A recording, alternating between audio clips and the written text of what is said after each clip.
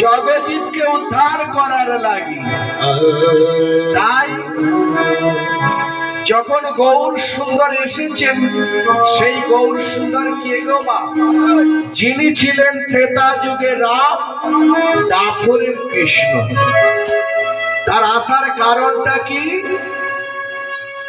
যখন অন্যায়, অত্যাচার, ব্যভিচার, কুয়াচার গোটা দেশটা পরিপূর্ণ হয়ে যায়, তাই যুগে যুগে ভগবান আবির্ভূত হয়েছে। গীতায় পরিষ্কার ভাবে লিখে গিয়েছেন, বলেছেন কি যদা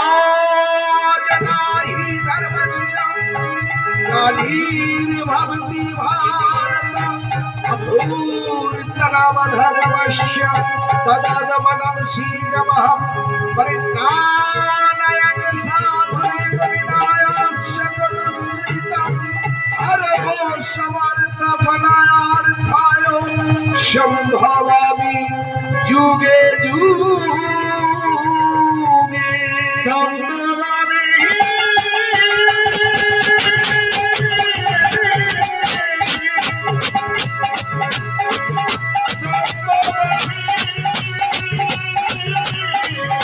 সম্ভবামি যুগে যুগে। আজও এসেছিলেন গৌর সুন্দর আমার, এখনো আছে, আমরা দেখতে পাই না। তা যুগে যুগে তিনি আসবেন ধর্মকে রক্ষা করার জন্য আর অসুরদের বিনাশ করার জন্য। যখন ভগবান শ্রীকৃষ্ণ মা ওই নবদ্বীপের মাটিতে আসবে মা, হঠাৎ যখন চলে যাচ্ছে, তখন রাধারানী বলছেন শ্যামকে, আচ্ছা শ্যাম, তুমি কোথায় যাবে? বলে আমার তো যাবার সময় হয়েছে, মর্তধামে আমায় যেতে হবে। যেভাবে অত্যাচার শুরু হয়েছে, তবে তুমি গিয়ে কি করবে? কোন অস্ত্র নয়, কোন অস্ত্র শস্ত্র কিচ্ছু থাকবে না। কলিতে কি থাকবে? শুধু থাকবে হরে কৃষ্ণ মহামন্ত্র নাম। সেই নামই হবে অস্ত্র।